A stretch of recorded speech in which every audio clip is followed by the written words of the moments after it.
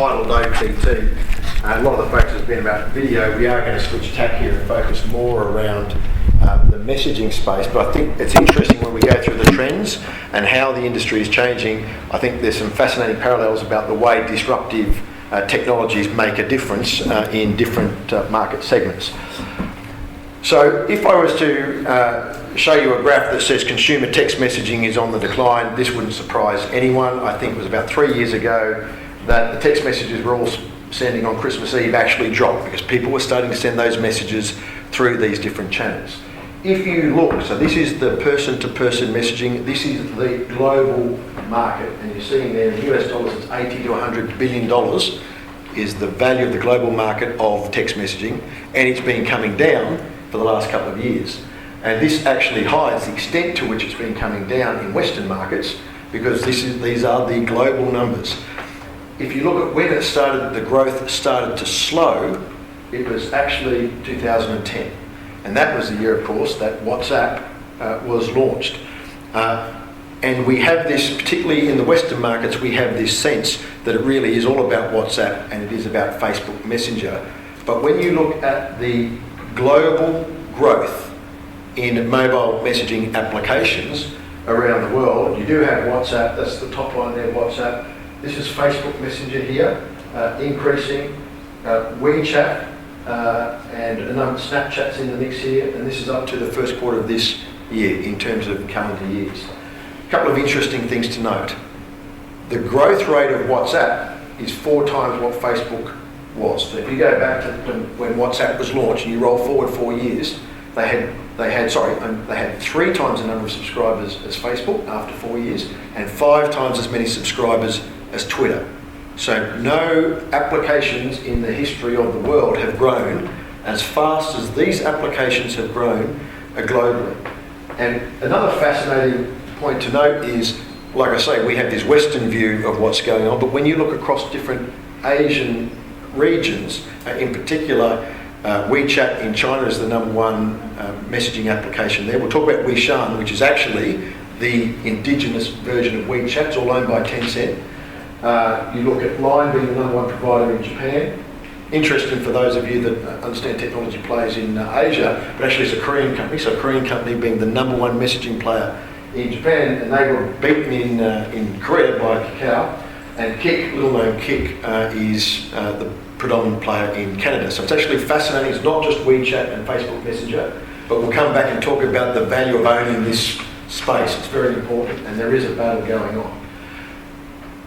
Another fascinating point to note is that generally the trend is moving towards people using more than one messaging app. So here are the stats out of the US, how people, it's a very US-centric view. The important thing to note is that if you add up the percentage share of each of these, the average number of messaging apps of the US population, they're using 2 on average. That means a lot of people are using more than 2, and I think it's fascinating. And for those of you that have got kids, you would have at that right age, you will see them using Snapchat, and I must admit, when my kids were on Snapchat when they were 14 and 15, I was convinced it was a fad. Here they are, they're both at university now studying, I know they do degrees in entitlement, I think, these days, but they're still using Snapchat, and it's fascinating. They'll use Facebook Messenger, they'll use the other messaging types, but they're using Snapchat, and I think it's a useful insight because they differentiate these messaging channels clearly. When they post something on Instagram, when they send anything on Facebook, my daughter used the term, she says, I'm curating the content because it's there forever. So I'm managing my image out to the world. Snapchat is real because I send it because I'm having a good time and it disappears. So it's fascinating the way that people are using these applications in different ways. So it's not just that single app. And as we talked about, the market for the carriers for this SMS business have already lost $20 to $30 billion globally, and they're going to continue to lose money. And they've tried a couple of different strategies around the world to compensate. And I think there's a couple of very interesting points about this, and Justin made the point earlier about bundling, as Reg did. Every plan you buy today is not just here, anywhere in the world you buy a carrier bundle, and essentially text messages is free. It doesn't matter whether Vodafone, Telstra. So essentially what's happened is text messaging went from, remember we used to pay 25 cents for a text message, it's gone from 25 cents to free. But even though it's free, and today I pay $1 a year for WhatsApp, even though it's free, I'm not using it because the consumer messaging applications provide a ton more capability than I can do with just boring plain old SMS. Carriers around the world have tried other strategies. If you go to Europe, Telefonica owns Movistar and Orange in France owns Libon.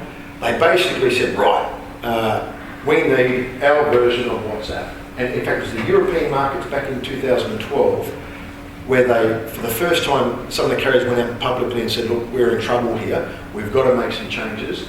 And big carriers in Europe launched these products, and it's fair to say that they weren't successful. So if you look at the Telefonica 2Me application, they basically canned that after 2 years, pushing it very hard. Libon, they did a pivot, and both of these these guys launched another product called 2Go, and essentially what they did was developed an application you put on your devices that allow you to access services through your SIM card, through your billing account. But they failed. They thought, we can do this, we've got these great big marketing budgets, we can be successful, and they weren't. And as of last year, Telefonica, Movistar, has actually gone back to the market, done a deal with Line, which was the Japanese messaging provider, and has launched Line in that market because they couldn't beat it. So they tried it, they tried to do their own thing, didn't work, and they've now decided to partner. I think, Reg, you were making the point, the carriers need to look at ways that they can partner with these guys that are more innovative. And I think that talks to a couple of important issues about the way industries change, about the way technology shifts means there are certain types of businesses that just aren't built to react to that rapidly changing strategic environment. And we're all living in it. This is probably in the history of mankind, the strategic landscape has not changed as quickly as it is at the moment. And in this messaging space, it's accelerating. So what we're going to do is look at some of the key trends in the space, and then with a view to looking at what that means, because I think the ramifications here in 2015, we won't be seeing them for another 2 or 3 years. Let's explore them. The first one is Facebook Messenger. Now, everyone, I assume, how many people have actually got Facebook Messenger and use it on their phone? So probably half the people in the audience have got it.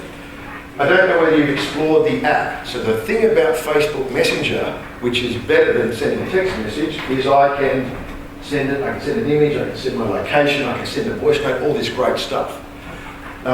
Next time you're on the app, click this button here, which is more, like I want an attachment. And when you do that, guess what? Oh, guess what? You will get the ability to embed a suite of applications within Facebook Messenger. So in the old days, it was just sending messaging as a service. And now what they've done is when you want to, so I didn't get the animation here, this is an animated GIF, right? Because when I click that, I select, I install Giphy into Facebook Messenger, and suddenly I'm accessing applications within a messaging application. Now, I think this is a profound change in terms of the way messaging is changing the world. Maybe in the panel session we can explore. Look, you look at the trend here, Facebook has split out Messenger. You still want to be part of the same app, they've split it out. Why have they done that? Because they see the power of messaging as a platform in its own right. So we're talking about consumer trends here. So watch this space, and Facebook only launched this year in, I think, F8, at the developer conference at F8. Facebook have only just launched that. So let's switch our focus now to the other side of the world. So this is WeChat Weixin. If you're in China, this is the application that you would download. They don't split out their numbers. And as we saw earlier, there's 600 million subscribers, not growing as fast as Facebook Messenger. I should also point out that Tencent in China also owns QQ.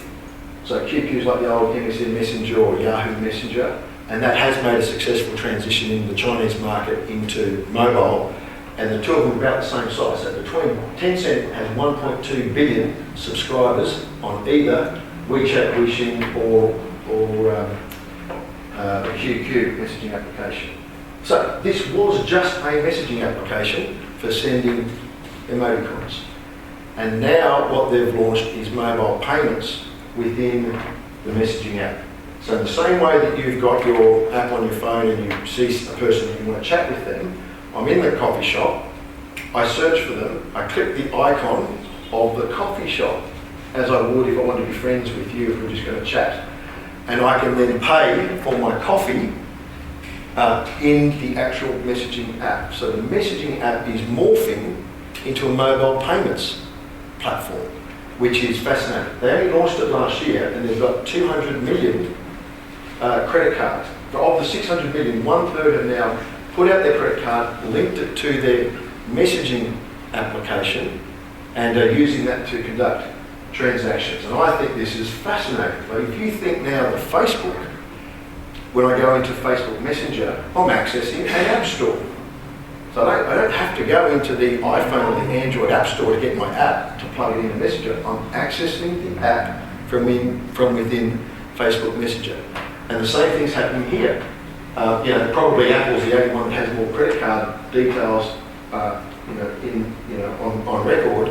These guys are 200 million on that growth rate in terms of the credit cards. So you wonder who's going to win that whole payments debate. Could end up being a messaging platform. So it's just fascinating the trends. And the final important trend that I wanted to talk to you about is actually the secure messaging. And there's a whole bunch of secure messaging. In fact, we have a secure messaging platform that we've launched. The Prime Minister's on this thing. We're trying to get him off it and get him onto some Australian technology. But there's some of the players. Now, I wanted to point out about Telegram. I don't know if you're aware of it, but one of the things that's happened, and the BBC reported on this last week, there was a story last night on Lateline. All of the activity that happened on the weekend in Paris, the amount of internet chat was much lower. And the BBC report is talking about the number of the bad guys that are getting onto Telegram, and a free, secure messaging application, and that's what they're doing. What's fascinating, they've been on it for a while, because what's fascinating is originally it was just like WhatsApp. It was just a secure version of WhatsApp to send messages to each other. On the 26th of September, they essentially integrated Twitter, like the whole idea that you follow people. And within notifying on Twitter that they had launched a channel, an ISIS channel on Telegram, they had 4,500 followers in the space of a week. Right, so what does that all mean? We talked before about how hard it is for carriers to respond to what's going out on the market, and governments work even slower. So there's lots of challenges there in terms of the technology, and all of this talks to that rapid change. It's moving very fast. A lot of stuff, and you could argue some of this stuff is starting to play in the enterprise space as well. So a lot of what we think are very, very interesting trends that are happening in the consumer space. So we're going to change tack now and have a look at what that means for the enterprise space. What does that mean for businesses when we're starting to talk about messaging?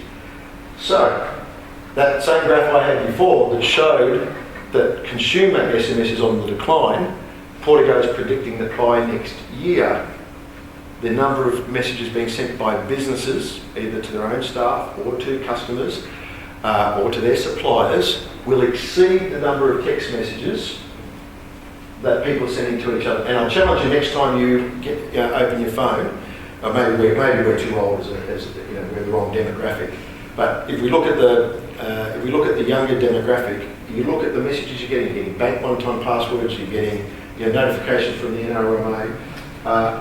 That stuff is on the increase, and this is our core business. This is where we started out, and I'll talk about what that means for a company like us when it comes to things like cannibalisation. So all of you guys have probably received a text message delivered by us, our software.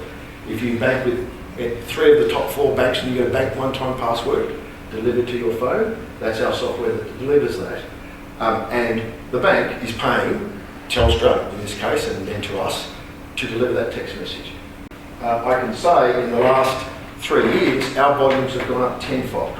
So in the enterprise space, it's going berserk. So I think this year we're between 1 to 2 billion messages this year, and every one of those messages is important. a bank one-time password, your flight's running late, it's mission critical stuff. And I think that's got, I think the fragmentation of mobile communications is actually lending itself to this. Because, roll back 10 years ago, we were using clunky Yahoo Messenger and MSNs on our phone. That was the way that we would communicate. These days, there is just so many ways that I can get a message on someone's phone. But the only way that you will guarantee that you will get a message is around text messaging. But we are kidding ourselves in the same way you roll back earlier on and saying, well, the media industry sat there 5 years ago and said, that, we'll just bury our head in the sand. We're in this space, we're a leader in this space, but we are under no illusions that this market eventually is going to change. And there's different market dynamics. It won't change as quickly, but it's going to change because you've got a device in your pocket that's got more computing power than they had to put a man on the moon, and yet we're still using just text messages for businesses, so it's going to change.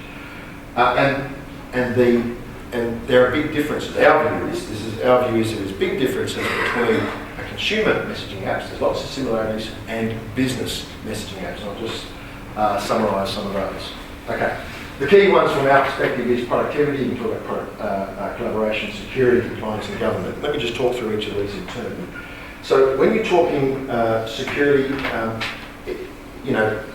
we actually did a workshop with a bunch of CIOs at the CIO Leadership Summit about 6 months ago. And I asked, and we probably had all the CIOs in the room, I think more than half were ASX top 100 companies. And I asked them the question, how many for you guys, how many is security really important in messaging? Only 50% of people put up their hand. So that surprised me.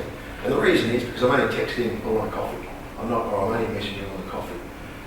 We think that will change because you saw what happened before. Facebook's putting all these apps within an app, and I'll talk about the way business processes are changing. There is going to be a requirement for security.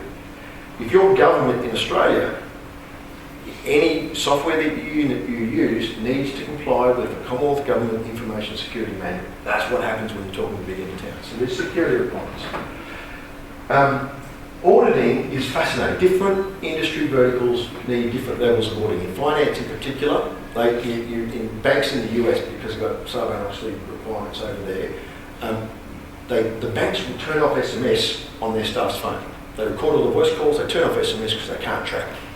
So auditing is interesting, auditing content is an area of demand. But one of the things that we're seeing as we sell these types of services out into enterprise customers is, a fascinating one, is location auditing. So I think it's interesting that from an auditing, compliance, governance perspective, it's not just content auditing, there's lots of other layers.